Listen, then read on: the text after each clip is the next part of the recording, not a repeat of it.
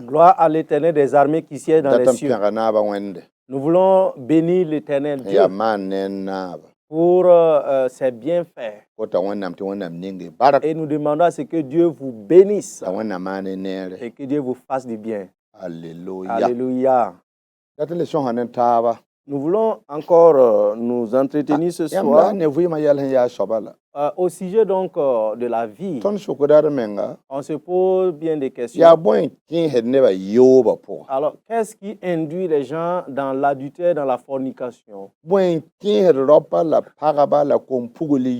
Qu'est-ce qui pousse les hommes, les femmes, les jeunes filles dans l'adultère, dans la fornication? Surtout les jeunes filles. La jeune fille sait qu'elle doit s'abstenir jusqu'à son mariage. La jeune fille le sait très bien. Et le jeune homme également. Mariage norme. Oui, la beauté du mariage. Alors, une fille vierge et un homme qui ne connaît pas de femme également, qui vont se marier jusqu'au jour de leur mariage pour se promettre mutuellement devant Dieu. Alors nous allons nous pencher donc sur cette thématique. 2 Timothée au chapitre 3, verset 1. Là-bas il dit: sache que dans les derniers jours, il y aura des temps difficiles. Car les hommes seront égoïstes, amis de l'argent. Les hommes seront égoïstes et amis de l'argent. Je puis vous dire, si la fornication ou l'adultère ne fait que prendre de l'ampleur, ce n'est pas pour rien d'autre, c'est à cause d'argent. Dieu a pourtant parlé par la bouche de Paul, pour avertir son fils Timothée. Prends garde à toi-même. Prends soin de toi-même. Car dans les derniers temps, à cause donc de l'amour de l'argent, plusieurs vont entrer dans la fornication. À cause de l'amour de l'argent, plusieurs personnes se rendent coupables de fornication ou d'adultère. L'adultère, c'est quoi? L'adultère ou la fornication, c'est quoi? C'est quand un jeune homme qui n'est pas marié se couche avec une jeune fille. Une jeune fille également, il se couche avec un jeune homme.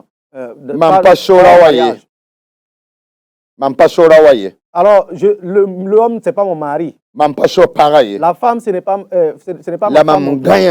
Mais pourtant, on a une intimité ensemble. C'est ça qu'on appelle l'adultère ou la fornication. Et ces choses devant Dieu, c'est une abomination, c'est un péché. Et il dit dans Hébreux 13, verset 4, que le lit conjugal soit exempt de toute souillure. Car je vais juger donc les adultères et les impudiques. Et toute personne qui commet l'adultère, il sait qu'il sera jugé par Dieu. Parce que c'est quelque chose qui est défendu. C'est défendu. C'est défendu. L'adultère est défendu. L'impudicité, c'est un péché. C'est un péché. Tu as abandonné ton mari pour aller commettre l'adultère. Tu as laissé ta femme pour aller commettre l'adultère. Tu es une jeune fille, tu forniques. Tu es un jeune homme, tu forniques. Alors tu t'attires des problèmes. Qu'est-ce qui pousse les gens dans l'impudicité? Il est dit que dans les derniers temps, il y aura ces choses-là. Et très souvent, ce sont les démons qui poussent les gens à commettre ces choses. Les esprits impurs qui poussent les gens. Parce qu'ils amènent ce désir-là en vous. Et toi qui prenais soin de toi-même, tu n'arrives plus à te contenir. Toi qui arrivais à t'abstenir, tu manques maintenant de contenance. Et il te pousse à commettre l'abomination. Alors, ça ne te plaît pas, mais quand même, tu y vas. Ça ne te plaît pas. Il y en a qui font ces choses-là malgré eux. Des femmes qui font ça dans les pleurs, dans les larmes. Des hommes qui font ces choses et qui n'arrivent même pas à dormir. Parce qu'eux-mêmes, leur conscience montre que c'est une abomination. Voilà pourquoi. Alors, plusieurs maladies là se passent par là, par voie transmissible. Plusieurs maladies, c'est à travers donc ces relations, les MST par exemple. Donc, les esprits impurs peuvent te pousser donc dans l'adultère. La nuit, dans ton sommeil, tu vois que tu es en train de... voilà, tu te couches avec une femme ou un homme. Et à ce moment-là, cela ne fait que exciter donc tes sentiments. C'est alors qu'il te pousse maintenant dans l'impudicité. Deuxièmement, l'amour de l'argent. L'amour de l'argent. Et cet enfant a dit, oui, on m'a scolarisé. Il fut arrivé un moment où j'ai été abandonné par mes parents. Pourtant, je voyais qu'il me restait en tout cas quelques années pour réussir dans mes études. Vous voyez? Les parents ont vraiment de lourds fardeaux. Il y a certains parents, lorsqu'ils envoient, une fois qu'ils envoient les enfants d'école, ils sont chez quelqu'un, ou bien en location, on les abandonne à Dieu, on les abandonne à la société, on les abandonne à eux-mêmes. Débrouillez-vous comme un poulet. Et cet enfant à chercher des voies et des moyens, ne sachant que faire. Je me souviens lors d'une émission, quelqu'un qui m'a appelé. Et en pleurant, il me disait, voilà 7 jours que je ne fais que mouiller le riz pour manger. 7 jours, je prends le riz et je trempe dans l'eau et je pars à l'école. Et je vois à la sortie, je vois effectivement mes camarades qui sortent pour forniquer, qui sortent pour manger les poulets, qui sortent pour boire toutes sortes de boissons, et qui se couchent avec les hommes et revenir. Mais moi, je ne fais que mouiller le riz pour manger.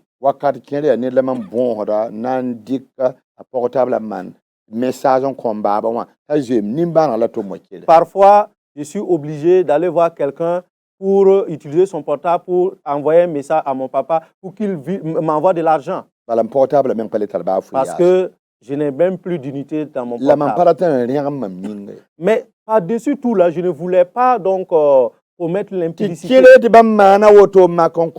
il y a certains qui disent que ils ont supporté en vain. À un moment donné, elles se sont rendues compte que si elles ne commettaient pas l'impudicité, elles allaient mourir affamées. Et donc, elles ont dû charger leurs parents la responsabilité pour dire que c'est à cause de papa.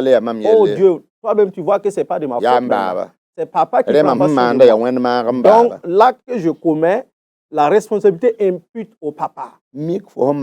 Or, l'acte que tu commets là, c'est vrai que le papa n'a pas assumé ses responsabilités. Oui. Mais toi aussi, tu vas subir les conséquences de l'acte que tu viens de poser. Est-ce que vous voyez? L'amour de l'argent.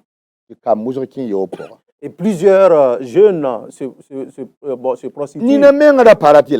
Et il y a bien des personnes qui ne voulaient pas faire ça. Alors, des filles ont fait la promesse pour dire, je demande à Dieu de m'aider jusqu'au mariage sans connaître un homme. Mais regardez certaines filles. Alors, elle ne commet pas l'impudicité. Elle ne commet pas l'impudicité. Mais le fait qu'elle parle et causait avec ses copines, son papa pensait que effectivement elle partait. Et quand elle revenait, son papa ne faisait que la frapper. Et de retour, son papa ne faisait que la frapper. Elle peut venir trouver que le papa est assis à la porte. Et il lui pose la question, d'où viens-tu? Et d'où viens-tu? Répare d'où tu viens. Répare. Mais toi-même, tu as eu l'occasion qu'elle est venue. Nul besoin de lui dire de répartir d'où elle vient. Mais c'est à cause de la colère. Et quand la fille a voulu parler, c'était devenu un problème. Il ne fait que la frapper. Il y a une autre fille qui a forniqué comme ça et puis tombé enceinte. Et on l'a appelée, on l'a grondée. Et elle a dit, demandez à mon papa. Je ne peux pas m'asseoir comme ça alors que je sors m'amuser avec mes copines. Je ne commets pas d'adultère. Mais c'est le fait que papa me bastonne chaque fois là. Le fait qu'il me bastonne en m'accusant d'être coupable de cette forfaiture. Ainsi, j'ai voulu me venger. Regardez donc la nature d'une vengeance. Oui, bon, c'est preuve d'immaturité. Voilà, le fait que, bon, elle se dit que comme elle n'a pas commis l'acte et puis on le frappe, on l'accuse à tort. Comme il en est ainsi là, je vais aller commettre l'acte une bonne fois et puis c'est fini. Oh, chers parents, chère maman, cher papa. Alors, ne vous précipitez pas pour charger les enfants. Alors, prenez le temps donc pour les sensibiliser sur les conséquences des choses. Quelles sont les conséquences de l'adultère? Alors, si tu arrives à bien t'abstenir, quels sont les avantages qui en découlent? Vous-même, vous savez. Lorsqu'une fille se marie aujourd'hui, alors qu'elle n'avait jamais connu d'homme, vous voyez, elle est honorée. Si c'est un homme qui connaît la valeur d'une femme, si c'est un homme qui connaît la valeur d'une femme, il va l'aimer à mort. Il va l'aimer à mort. Alors, une fille dans ce monde actuel qui arrive à s'abstenir jusqu'au mariage, et toi tu es homme qui connaît la valeur d'une femme, tu vas l'aimer et tu vas lui faire du bien. Et tu seras heureux avec elle. Oui, c'est une bénédiction de Dieu. Elle n'est pas venue avec une malédiction chez toi. Elle est venue dans son intégrité et dans sa fidélité. Elle est venue dans sa dignité. Elle est venue avec toute sa bénédiction. Mais je dis aux jeunes filles, écoutez une chose. Écoutez. Mademoiselle, écoute attentivement. Jeune fille, écoute bien. Jeune fille, écoute. Quand tu vas te marier là, ce n'est pas les plats que l'homme désire, ni tes pailles. Écoute bien. Oui, c'est ce que tu as dans le lieu secret. Et c'est ça qui peut être source de bénédiction pour ton mari. Le plus beau cadeau, le cadeau le plus précieux, le cadeau qui est comparable à de l'or, comparable à des millions, un cadeau indescriptible, un cadeau qui est le symbole de l'amour qu'on a pour son mari. Et si réellement tu vas aimer ton mari, il faut bien entretenir ce cadeau-là pour le lui donner. Et dis-lui, je suis venu et j'ai un cadeau. Un cadeau que j'avais pas devant moi depuis ma naissance. Et personne n'a touché à ce cadeau. Personne même n'a vu sa couleur. Et c'est ce cadeau-là que je suis venu pour t'offrir. Ainsi l'homme se réjouira. Alléluia. Alléluia. Écoutez. Alors, ce monsieur dont sa femme était allée pour l'accouchement à la maternité. Alors, et après l'accouchement, il a dit à aux mamans qui étaient là, apportez les habits de ma femme, moi-même je vais faire le linge. Et les femmes ont refusé. Et le monsieur lui dit non. En fait, si je le dis, c'est parce que ma femme m'a offert un cadeau que je ne peux oublier. J'ai épousé ma femme à sa 28e année, mais elle ne connaissait pas un homme. 28 ans sans connaître un homme. Le fait qu'elle ait pu s'abstenir jusqu'à offrir ce cadeau précieux. Ainsi, moi aussi, je voudrais poser un acte que personne n'a jamais fait.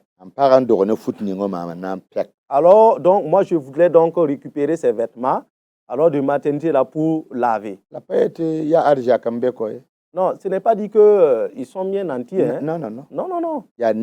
Ce sont des gens qui vivent dans la grâce de Dieu. Que Dieu vous donne la force afin que tu puisses entretenir ce cadeau pour l'offrir à ton mari. C'est en cela que ton mari va t'aimer. C'est en cela que tu vas mettre au monde des enfants bénis. Alléluia. Alléluia. Il y a des femmes qui sortent. Et quand elles ne reviennent pas à l'heure là, c'est des bastons. Parce qu'elles ont tellement divagué et maintenant elles sont et quand elles sortent comme ça, celles du dehors, le monsieur pense qu'elles sont allées encore faire du trottoir. Alors, jeune fille, entretiens ton cadeau et va l'offrir à l'homme qui va t'aimer et toi aussi tu vas l'aimer. Il y a certaines qui se livrent à l'impudicité par faute d'enseignement. Et la Bible dit, mon peuple périt par manque de connaissance. Il y en a qui ne pensent même pas que l'adultère ou l'impudicité est certain péché. Ils pensent que le fait qu'on va donner donc ce cadeau-là qu'on peut avoir. S'il s'agit de celles qui sont faciles là, qui peuvent avoir de mari. Donc toutes les prostituées allaient avoir des maris. Les prostituées là. Chaque jour, elles livrent la marchandise matin, midi et soir. À n'importe quelle heure qu'elles veulent. Donc si c'est ce cadeau-là qui offre le mariage, donc les filles de joie, en tout cas, c'est elles qui vont être numéro 1 dans le mariage. Que Dieu t'aide. Que Dieu t'aide. Il y a certains qui commettent l'impudicité à cause donc de l'orphelinat, la vie d'orphelinat. Ils sont orphelins ou orphelines. Elle est orpheline. Et sa famille l'a complètement abandonnée. Maintenant, la maman n'a pas assez de moyens. Et dans certaines familles, ils ont même chassé la maman et les enfants. Il y a des familles là qui sont vraiment maudites. Des familles vraiment où c'est pas simple. À la limite, personne ne peut résoudre une situation. Le grand frère est décédé, il a laissé sa femme. On ne prend pas soin de la femme et les enfants. Ils ont scolarisé les enfants dans des grandes écoles et laissé donc les enfants de leurs grands frères. Et une année, ils n'ont même pas, dans l'année, ils n'ont même pas apporté un sac de riz. Quand ils voient les belles sœurs venir vers eux, c'est pour, ils pensent qu'elle vient pour commander. Il y a de ces familles où leur façon de vivre là, c'est une malédiction même pour leurs enfants. Et les femmes aussi voient ça. Et elles ne se posent pas la question de savoir que ce qui est arrivé à leur coépouse là pouvait les arriver aussi un jour. Si jamais elles ne se mettaient pas en commun accord pour demander à leur mari de leur venir en aide, c'est le renard passe, chacun à son tour. Chacun à son tour. Et en cela, mais toutes ces femmes-là sont assises. Ce n'est même pas leur problème. C'est d'ailleurs une crise de jalousie. Elle n'a qu'à crever de faim. Que ses enfants soient déscolarisés, ce n'est pas leur problème. S'ils veulent même qu'il y ait une déperdition scolaire, ce n'est pas leur problème.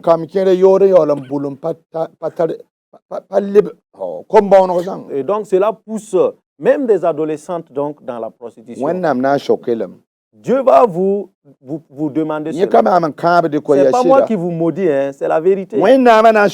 Dieu va vous le demander. Oui, oui.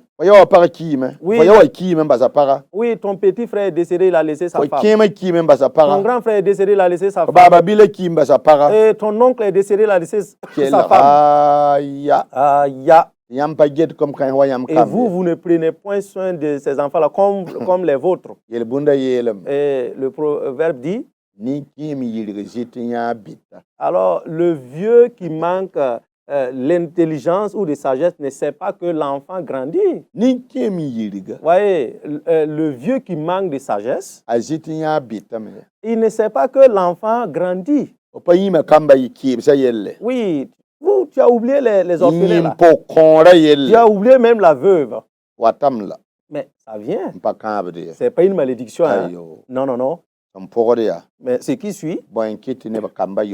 Pourquoi les gens s'adonnent donc à l'impudicité? Pourquoi les femmes commettent l'adultère? C'est à cause de la pauvreté.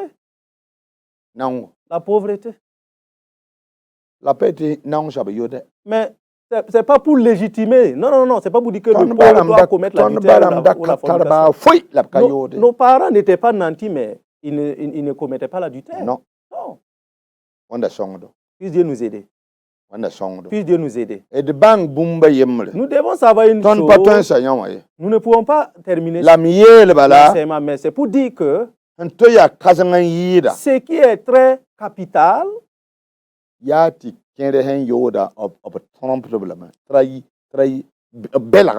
il y a certains donc, qui sont naïfs. Bon, ils sont naïfs, c'est-à-dire on les a induits dans l'affaire là de façon naïve. C'est par naïveté donc qu'ils s'adonnent à l'impudicité. Et c'est en ce moment-là qu'elle devait donc crier de toutes ses forces. Donc, nous ne pouvons pas terminer l'enseignement compte tenu du temps. Mais c'est pour dire que cette thématique, la thématique était que pourquoi les gens commettent l'adultère ou la fornication. Et j'ai égrené quelques aspects qui poussent les gens effectivement à se rendre coupables de ces actes.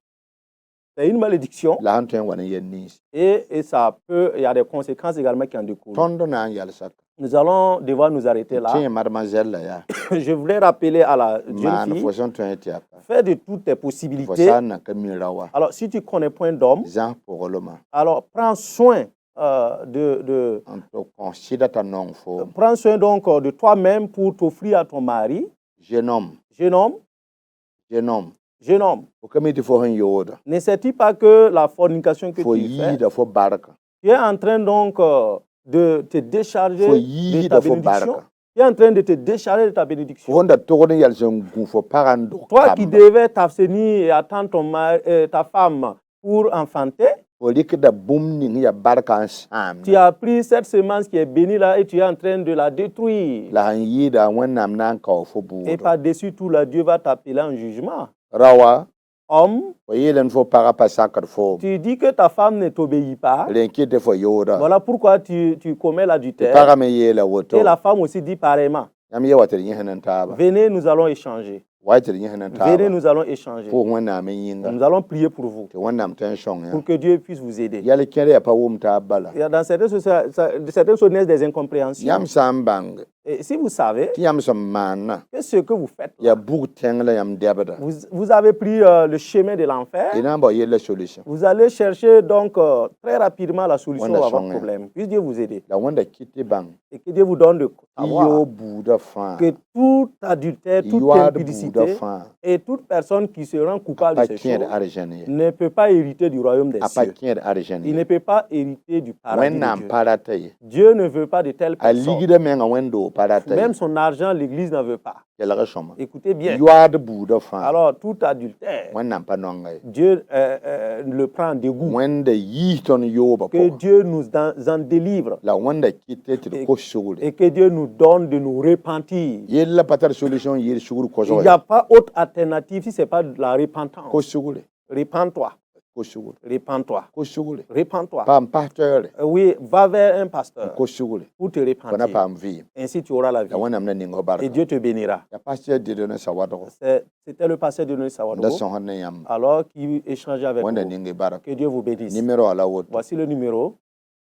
78 91 08 91.